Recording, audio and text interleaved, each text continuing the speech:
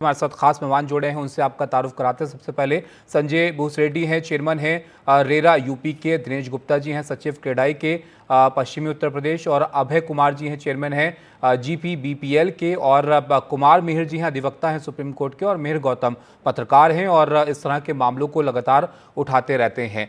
इस चर्चा को शुरू करते हैं। सबसे पहले संजय जी, आपके पास मैं यहाँ पर आता हूँ, क्योंकि रेरा को बनाया इसलिए गया था कि ताकि इस तरह के मामले जो है वो कम हो, लेकिन जिस तरह की शिकायतें अब भी लोगों के सामने हैं, आप बताइए कितना इस पर जो है वो पाबंदी लग पाई है और रेरा के आने के बाद कितना इसका असर पड़ा है?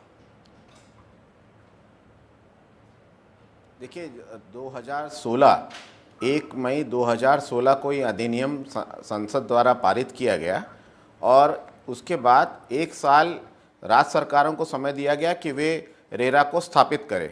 और 1 मई 2017 के बाद से रेरा की कार्रवाइयाँ सब प्रारंभ हुई और उसके बाद जो परियोजनाएं उस तारीख में पूर्ण नहीं हुई थी, वो परियोजनाओं को अनिवार्य रूप से पंजीकरण रेरा में करना अनिवार्य हो गया। और उसके बाद के जितने नए परियोजनाएं आए, मैं आपको ये बता दूं कि ये अधिनियम और उसके बाद में राज्य सरकारों को अधिकार दिया गया कि वो अपने अपने राज्य के हिसाब से नियमावली को लागू करें। तो उसमें उत्तर प्रदेश राज्य सरकार ने त्वरित एक्ट 2016 में जैसी पारित हुआ, उसके बाद राज्य सरकार उत्तर प्रदेश राज्य रेरा नियमावली 2016 पारित किया गया। और फिर नवंबर 2018 में इसका दूसरा नियमावली पारित किया गया जो बिल्डर बायर एग्रीमेंट से संबंधित है।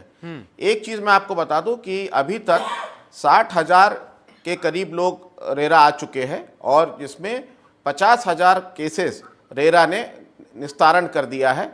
और हम लोगों ने 3,000 करोड़ करीब आरसीआर जारी की है, जिसमें 13-1400 करोड़ की आरसीआर यूपी रेरा के द्वारा निर्गत पैसा कलेक्ट करके हमारे सभी जिलों के जिलाधिकारी जहाँ जहाँ का वो आरसीआर है कलेक्ट करके रेरा के माध्यम से हमने होम बायर्स के खातों में ट्रांसफ़र किया है। तो ये एक्ट आने से बिल्डर्स के ऊपर काफ़ी अंकुश लगा है। हाँ, ये नया अधिनियम है, नई नियमावली राज्य सरकार के द्वारा तुरंत उसके बाद लागू की गई। और 2018 की जो नियमावली है वो अभी जनता को उसके बारे में जानकारी नहीं, जिसके बारे में हम समय समय पर पत्रकारों के माध्यम से, अखबारों के माध्यम से कब से रेरा जो है वो आया अस्तित्व में और कब से वो लागू हुआ, अगर आप यहाँ पर थोड़ा और हमारे दर्शकों के लिए समझा पाएं कि जब से, क्योंकि आपने अभी बताया कि जो रजिस्टर जो कंप्लीट नहीं हुए प्रोजेक्ट उनको भी रजिस्टर इसमें करवाना जरूरी था, तो कितने ऐसे प्रोजेक्ट आपने देखे जो यहाँ पर पूरे हो गए, बिल्डर्स ने अपने वादे वहाँ पर पूरे किए, और कितनी तादाद ऐसे प्रोजेक्ट की आपकी नज़र में रही जहाँ पर वादे पूरे नहीं किए गए, जो कहा गया जो होम बायर्स हैं उनसे वो पूरा नहीं हुआ? देखिए, इसमें 1 मई 2017 को जिनको कंप्लीशन सर्टिफिकेट नहीं मिला उन सबको रेरा में पंजीकरण अनिवार्य किया गया और उसके बाद के परियोजनाओं को भी तो अनिवार्य है ही है। तो इसमें उस तारीख के जितने भी कंप्लीशन सर्टिफिकेट न होने वाले परियोजना थे वो सबको पंजीकरण कराया गया और वो पंजीकरण हुआ है।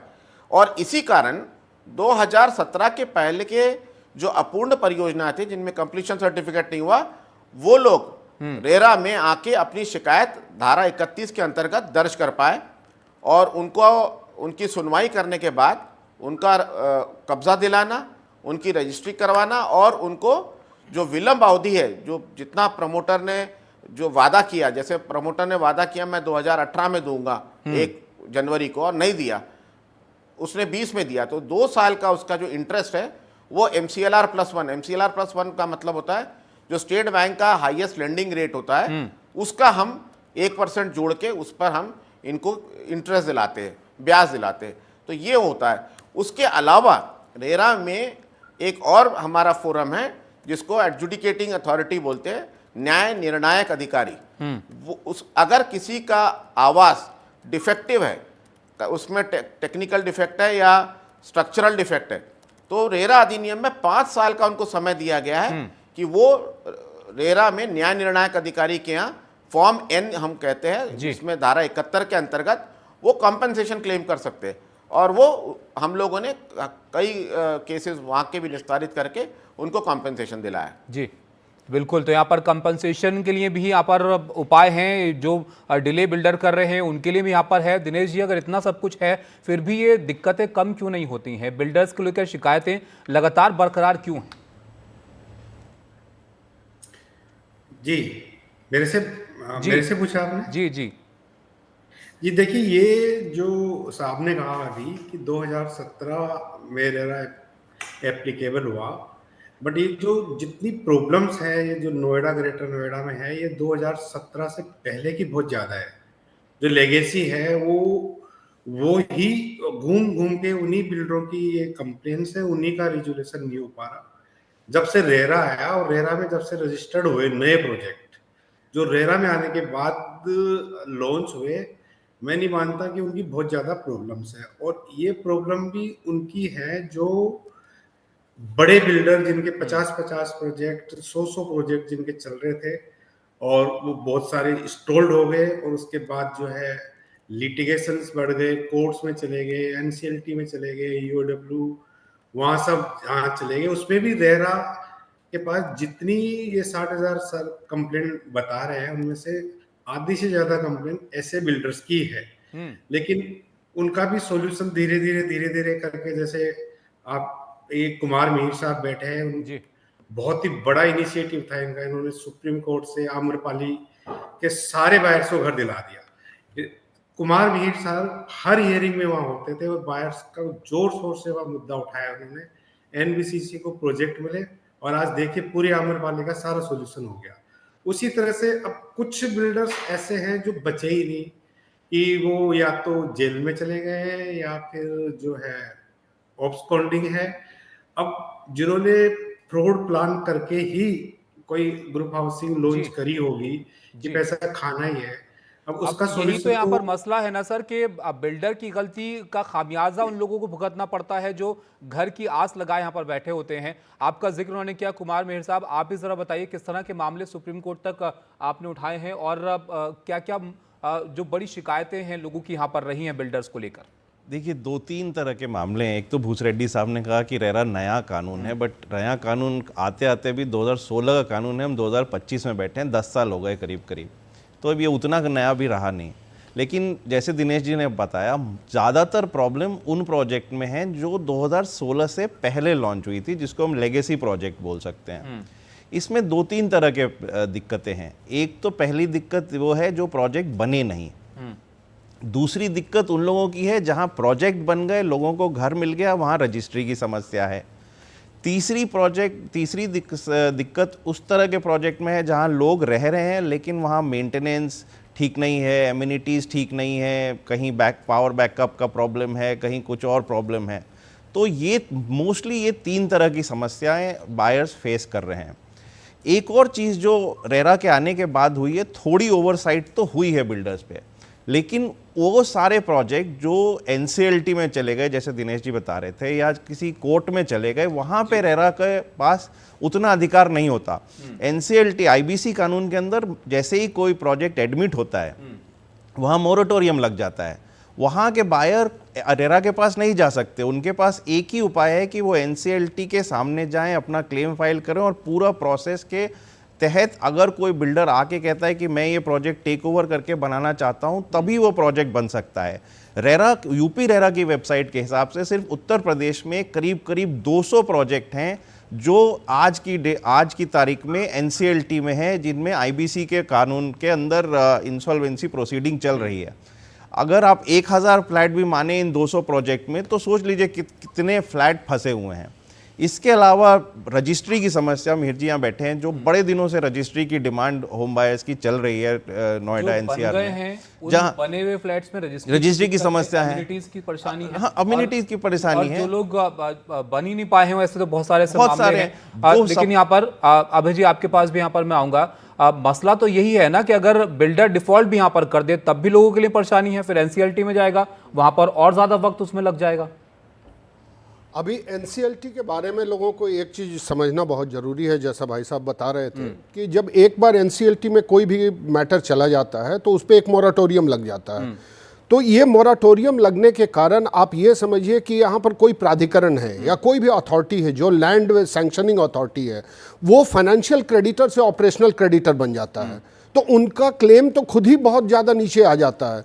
तो यहाँ पर कोई प्राधिकरण हो, कोई भी किसी भी तरह का की संस्था हो, उसका ये काम है कि वो इमीडिएटली देखे कि एनसीएलटी में वो जा रहे हैं तो किस वजह से जा रहे हैं, वहाँ उनको इंटरवेंशन लगाना चाहिए। अभी हमारे केस में एक रिसेंटली एक जजमेंट आया जिसमें नोएडा अथॉरिटी ने इंटरवेंशन लगाया और हिस्टोरिकल जजमेंट मिला है उसमें जो डेवलपर कोशिश कर रहे थे, डेवलपर और लेंडर मिलकर वो कोशिश कर रहे थे कि एनसीएलटी में ले जाकर कंपनी को इंसॉल्वेंट डिक्लेयर कर दिया जाए, वो नहीं करा पाए क्योंकि नोएडा अथॉरिटी बताए गए बहुत इंपॉर्टेंट पॉइंट यहाँ पर है। लेकिन अब जो बायर्स हैं उनकी क्या परेशानियां और हैं, हमारे साथ मुकेश हमारे सहयोगी जुड़ रहे हैं। मुकेश, बताइए आप कहां पर हैं और वहां पर लोगों की क्या शिकायतें हैं?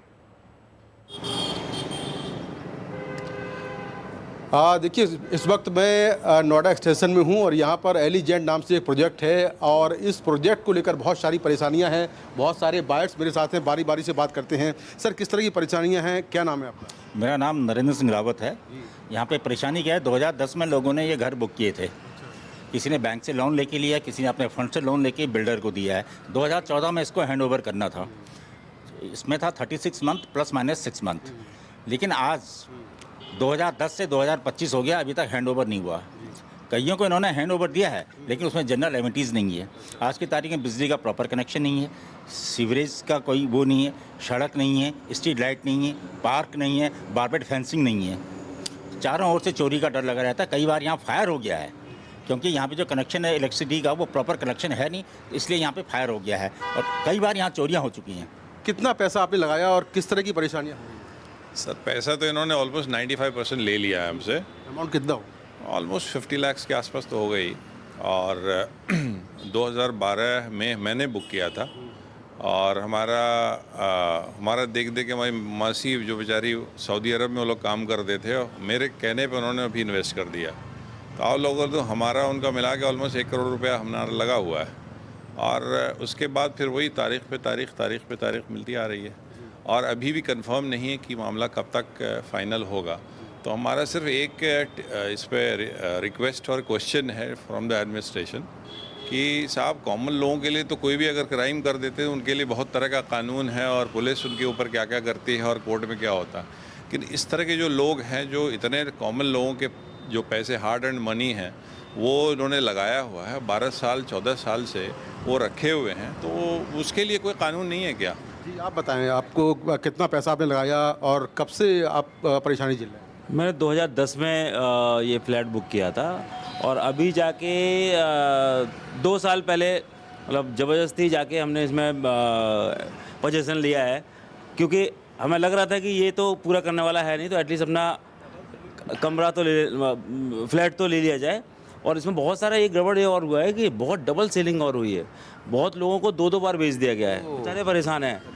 और ऐसे लोग भी हैं बेचारे बुढ़े जो लोग हैं जो रिटायर होने वाले थे, 1-2 साल में लेने वाले थे, चलो 2 साल में हमें घर मिल जाएगा, रिटायर हो गए। कुछ लोग बेचारे नहीं रहे इस दुनिया में, बट वो सब बहुत बुरी हालत है। मतलब क्या बताया जाए, जैसे कोई जनरल एमिनिटी, जैसे रावत जी ने बताया, जनरल एमिनिटी की कमी है, सिक्योरिटी सबसे बड़ी प्रॉब्लम है। कोई पता नहीं है, 200 परिवार यहाँ अंदर रह रहे हैं, कोई सुविधा नहीं है किसी तरीके की, खुद मैनेज करना पड़ता है। कि आपने कब बुक कराया था फ्लैट यहाँ पर और कितना पैसा आपने दे दिया, क्या परेशानी? सर, मैंने 2012 में बुक कराया था और मैंने लगभग पूरा पैसा दे दिया हुआ था। जी, 2012 में बुक कराया था, पूरा पैसा दे दिया था। और अभी यहाँ पे लगभग 100 से 150 फैमिली रह रहे हैं और कम से कम ऐसे 500-550 फैमिली बाहर रह रहे हैं। और अभी कुछ भी बेसिक एमिनिटीज़ यहाँ पे नहीं है, फ्लैट अधूरे पड़े हुए हैं। एक फ्लैट 2-2, 3-3 लोगों को बेच रखा हुआ है और कुछ भी किसी चीज़ की लेकिन श्योरिटी नहीं है कि कब रजिस्ट्री होगी, ये तो क्या बहुत होगी, गंभीर सवाल यहाँ पर है कि अगर एक फ्लैट 2-2, 3-3 लोगों को यहाँ पर बिल्डर ने बेच रखा है, ये कैसे यहाँ पर मुमकिन हो पाया है? मुकेश, आपके पास वापस मैं लौटूंगा। मिहिर हमारे साथ है। मिहिर, काफ़ी इस दिशा में काम करते रहे हैं। मिहिर, ज़रा ये दिक्कत आप बताइए, ये कैसे मुमकिन है और ये पूरे पैसे बिल्डर कैसे यहाँ पर ले लेते हैं? क्या स्टेप बाय स्टेप चरणों में नहीं लिए जाते हैं पैसे? देखिए, स्टेप बाय स्टेप भी पैसा लेते हैं। कंस्ट्रक्शन लिंक प्लान है, उसमें स्टेप बाय स्टेप पैसा लेते हैं, लेकिन ये बहुत बड़ा घोटाला है। इसमें कंस्ट्रक्शन लिंक प्लान में होता क्या है कि जब मैं 20वीं मंजिल का स्लैब ढाल दूंगा तो आपको तमाम पैसे देने होंगे। अब 20वीं मंजिल का वो स्लैब ढल जाता है, उसके बाद कोई काम नहीं होता। ऐसे सैकड़ों प्रोजेक्ट हैं दिल्ली एनसीआर में जहां 20 मंजिल तक स्लैब ढाल के छोड़ दिया गया और उसके बाद काम नहीं हुआ। हम जिस इलाके में बैठे हैं यहाँ पर नोएडा में, आप इसके आसपास घूम करके देखिए, ऐसे आपको बहुत सारे प्रोजेक्ट मिलेंगे जहाँ कोई काम नहीं हुआ, लोगों से सारा पैसा ले लिया गया, बैंक से भी लोन ले लिया गया। एक बिल्डर सिर्फ लोगों से नहीं ले रहा है, बैंक से भी उसने लोन ले रखा है और अथॉरिटी का उसने बकाया चुकाया नहीं है। अब मज़ेदार होता क्या है कि जब अथॉरिटी, जब कोर्ट में सुनवाई होती है, लोगों को लगता है अथॉरिटी उनके लिए काम कर रही है, लेकिन कोर्ट्स में अथॉरिटी सबसे पहले पहुंचती है और कहती क्या कि नहीं साहब, हमारा पैसा दिलवाइए। आप सोचिए, एक पूरा तंत्र है उनके पास में, वो तब भी अपना पैसा नहीं ले पाते हैं बिल्डरों से। और उसके बाद में 1 करोड़, एक बात बताइए आप मुझे ताबिश, पहले दिन पहला डिफॉल्ट किसी बिल्डर ने किया होगा किसी अथॉरिटी का, वो 1 करोड़ होगा। आपने लगातार उसको डिफॉल्ट करने दिया, वही बढ़ के आज हज़ारों करोड़ पहुँच गया। कौन देखने वाला है? किसी अधिकारी से क्या पूछताछ कर रही है सरकार इसमें? और उसके बाद इन लोगों ने क्या किया कि इन लोगों ने सरकार को ये बताया कि साहब, अगर आपने रजिस्ट्री शुरू करवा दी इन घरों की तो बिल्डर हमारा पैसा और नहीं देगा। अब आप सोचिए कि अगर रजिस्ट्री नहीं शुरू होगी तो घर खरीदार जो रह रहा है बेचारा, उसका तो वो घर है ही नहीं। कल कोई हादसा हो जाएगा तो उसको 1 रुपये कहीं से कंपनसेशन नहीं मिलने वाला है। बावजूद वो मजबूरी में रह रहा है, वो क्या करेगा? इतनी महंगाई में वो रेंट भी दे रहा है, उससे उम्मीद की जाती है वो ईएमआई भी चुकाए, उसके बाद बिल्डर के एक्स्ट्रा डिमांड्स को भी पूरा करे जो एक्स्ट्रा पैसे मांगे जाते हैं। अब बताइए, वो आदमी पिस गया। 2010 से दिल्ली एनसीआर में मैं दावे के साथ कह सकता हूं ऐसे लाखों लोग हैं जो मिडिल क्लास से लोअर मिडिल क्लास में आ गए और सरकारों ने आंख मूंद के देखा है। तीनों सरकार हम लोगों ने देख ली, कोई खड़ा होकर कहता कि अरे हम समस्या का समाधान करेंगे। मैंने लगातार ऐसे में इतना ही यहाँ पर इतने मसले यहाँ पर हैं मिहिर, तो ये सुविधाओं की बात तो फिर आप छोड़िए, वो तो बहुत दूर की बात, बहुत दूर की बात है। मैं कह रहा हूं पहले घर देने की तो बात हो। इतने लोगों का घर है, हर चुनाव में हर राजनीतिक पार्टी बोलती है हम घर दे देंगे। सरकारें कहती है कि हमारा तो मिशन है कि हर किसी को घर मिले, लेकिन वो घर कब मिलेगा? उन लोगों को नहीं मिल रहा है जिन्होंने 100% पैसे दे दिए हैं। आप सोचिए, वो बेचारे रोते हैं, आप मिलेंगे तो आप हैरान हो जाएं। कई लोग इस दुनिया से चले गए कोरोना काल में, उनको उनका घर नहीं मिला। कुमार मिहिर आम्रपाली का केस लड़ते हैं, अभी उन लोगों के पास शायद आया है, मुझे जो जानकारी है कि करीब 4000 से ऊपर ऐसे फ्लैट्स हैं जिनको कोई क्लेम करने नहीं आया है। हो सकता है उसमें भ्रष्टाचार के पैसे से 3000 फ्लैट होंगे, 1000 तो ऐसे होंगे हो सकता है जिनके परिवार में आज कोई बचा ना हो उस घर को लेने के लिए। तो सोचना पड़ेगा, मानवीय संवेदना की दृष्टि से देखिएगा सरकार, तो कल इसका हल निकल जाएगा। ये तो फिर बहुत यहाँ पर कॉम्प्लिकेटेड मामला अभय जी है कि अथॉरिटी के पैसे बिल्डर नहीं चुकाता है, बैंक को अपने पैसों की चिंता वहाँ पर होती है, और जो होम बायर्स जो पहले लोन में फंसे हुए हैं, ऊपर से रेंट वो दे रहे हैं, कहीं ना कहीं तो रह ही रहे होंगे, तो उनके लिए तो ये फिर एक चक्रव्यूह जैसी बात हो गई।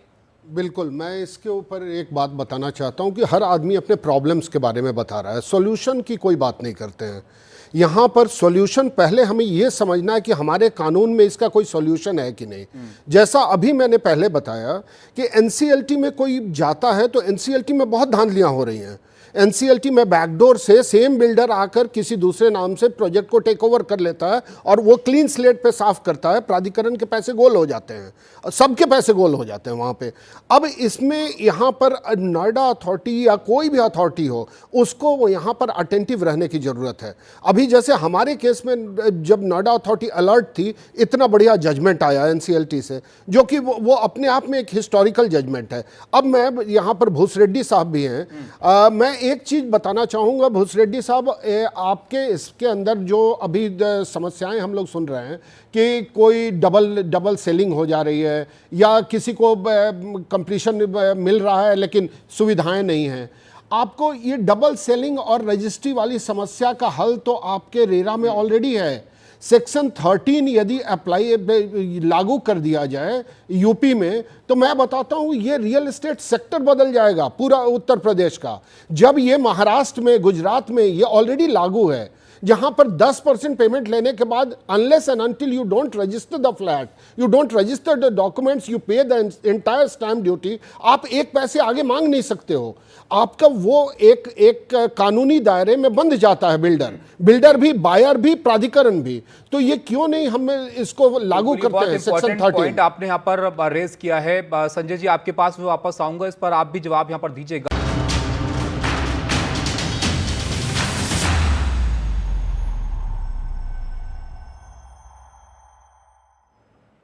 तो सवाल यह है कि घर खरीदारों को इंसाफ आखिर कब? अलग अलग तरह की दिक्कतें लोगों के सामने हैं, घर का इंतजार कुछ लोगों का सालों से खत्म नहीं हो रहा है और ऐसे में ये महत्वपूर्ण सवाल है। संजय जी आपके पास अब मैं आता हूं। ब्रेक से पहले एक महत्वपूर्ण सवाल यहां पर उठा था कि ये रेरा का सेक्शन 13 आखिर क्यों यहां पर इंप्लीमेंट नहीं होता है? इसको जरा आप बताइए कि इसमें क्या दुविधाएं हैं और इसको क्यों यहां पर इंप्लीमेंट नहीं किया जाता? नहीं, ये कहना एकदम गलत है। देखिए 2017 के पहले 1 मई 2017 के पहले जो क्रय विक्रय या जो अलॉटमेंट बिल्डर ने किया या जो होम बायर्स ने बिल्डर्स के साथ में किया, उसमें क्या होता था कि कुछ एग्रीमेंट करते थे, कुछ अलॉटमेंट लेटर करते थे, अलग अलग बिल्डर अलग अलग तरीके अपनाता था। और उसके बाद जो कई जो बदमाश बिल्डर थे वो एक सिंपल अलॉटमेंट लेटर टाइप का दे देते थे और उसके कारण वो लोग ये बदमाशियां कर पाते थे। ये जो कानून है संसद द्वारा पारित, ये पूरे भारतवर्ष पे लागू है और धारा 13 हर प्रदेश में लागू है। और कोई भी प्रमोटर अब ये लागू होने के बाद 10% से 1 रुपया ज़्यादा नहीं ले पाएगा जब तक वो बिल्डर बायर एग्रीमेंट लागू न करे। और आपको स्मरण होगा, कार्यक्रम के शुरुआत में मैंने कहा कि एक नियमावली जो 2018 की है, विक्रय और पट्टा नियमावली उत्तर प्रदेश की 2018 की, जो 17 नवंबर 2018 को लागू हुआ है, वो 17 अक्टूबर 2018 को लागू हुआ है, वो अत्यंत ही महत्वपूर्ण है। और उसके बाद कोई भी बिल्डर बायर एग्रीमेंट करेगा, 10% जैसी लेगा, 1 रुपया ज़्यादा न लेगा, पहले वो बिल्डर बायर एग्रीमेंट करेगा। और वो बिल्डर बायर एग्रीमेंट 2018 की नियमावली में जो प्रारूप दिया है उसी प्रारूप पे करेगा। वो अपने मनमानी प्रारूप पे नहीं करेगा। आने वाले जो प्रोजेक्ट्स हैं उसमें दिक्कत यहाँ पर शायद ना हो, लेकिन अब अभी जो दिक्कत यहाँ पर है पुराने प्रोजेक्ट्स में, मिहिर आप तो मुख्यमंत्री से भी मिले थे, वहां पर क्या सवाल आपने उनके सामने रखे थे और क्या कुछ समाधान हुआ? एक फ़र्क आया है पहले की सरकारों और अब की सरकार में, जो फ़र्क बिल्कुल स्पष्ट है। मैं किसी के फेवर या अगेंस्ट में नहीं बोल रहा। पहले मिलना मुश्किल था, मिल भी नहीं पाते थे, अब हम मिल पाते हैं। लेकिन सवाल है जब तक समाधान नहीं हो जाता उस समस्या का तो कोई मतलब नहीं रहता इस बात का कि हाँ क्या हुआ नहीं हुआ।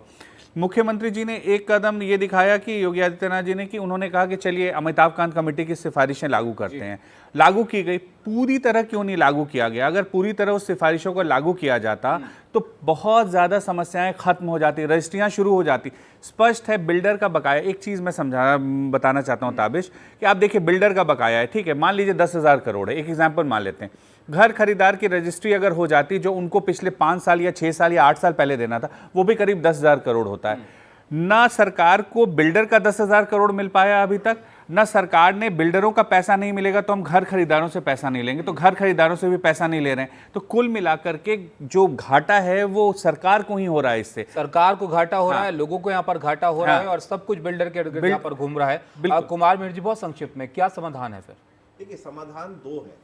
एक तो आप जैसे मिहिर जी ने बताया, अमिताभ कांत कमेटी की रिपोर्ट लागू करिए। जो बिल्डर का बकाया है आप बिल्डर से वसूलिए, उसकी अनसोल्ड इन्वेंट्री है, उसका लैंड अवेलेबल है, उसकी जो बाकी प्रॉपर्टी है आप अटैच करिए, रिकवर करिए। लेकिन जो रजिस्ट्री है, रजिस्ट्री रोकने का कोई मतलब नहीं। आप रजिस्ट्री को और इसको बिल्कुल अलग रखिए, रजिस्ट्री आप करिए। और ये अमिताभ कांत कमेटी ने सब लोगों से, स्टेक होल्डर से पूछ करके रेकमेंड किया है। तो पहला सोल्यूशन ये है। दूसरा सोल्यूशन, कंस्ट्रक्शन कैसे किया जाए। रेरा एक्ट के अंदर सेक्शन 7 सेक्शन 8 है। आप अथॉरिटी को बोलिए टेक ओवर करके प्रोजेक्ट बनाया। सेक्शन 8 में रेरा के पास पावर है कि वो कॉम्पिटेंट अथॉरिटी को बोल सकता है प्रोजेक्ट टेक ओवर करके कंप्लीट करने के लिए। इतने अधिकारियों की टीम है। हम लोग जब जाते हैं अथॉरिटी की बिल्डिंग आप देखें, ग्रेटर अथॉरिटी की, तो आप हैरान रह जाएंगे, क्या शानदार से बिल्डिंग है। उनके पास अधिकारियों की टीम है। अगर वो चाहें तो वो प्रोजेक्ट को टेक ओवर ले लेना और उसको खुद से बनाना शुरू कर दें, जो प्रोजेक्ट फंसे हुए हैं या जिसके बिल्डर फरार हो गए हैं। खुद से नहीं तो नहीं तो आप पीएमसी रख लीजिए, एनबीसीसी रख लीजिए, ईपीआईएल रख लीजिए। सारे प्रोजेक्ट को लेकर शिकायतें यहाँ पर हैं, तो सवाल आप कहीं से तो शुरुआत करिए, वो शुरुआत ही नहीं हो रही है उनकी तरफ से, तो ये समस्या है। आज इसके अलावा तो बहुत सारे ऐसे प्रोजेक्ट हैं जो बनके भी तैयार है, बट किसी ने किसी वायलेशन, रेरा जी कहते हैं जी हम एक्सटेंशन नहीं देंगे, अथॉरिटी कहती है कि हम पोजीशन नहीं देने देंगे, उसके ऊपर एनवायरनमेंट, मतलब बायर को बने हुए घर की पोजीशन लेने में, बिल्कुल, तो बने हुए घर की पोजीशन तक मिलने में यहाँ पर दिक्कत है। ये बहुत सारे सवाल हैं, वक्त थोड़ा मुख्तसर है मेरे यहाँ पर। बहुत शुक्रिया आप सब लोगों का हमारे साथ जुड़ने के लिए।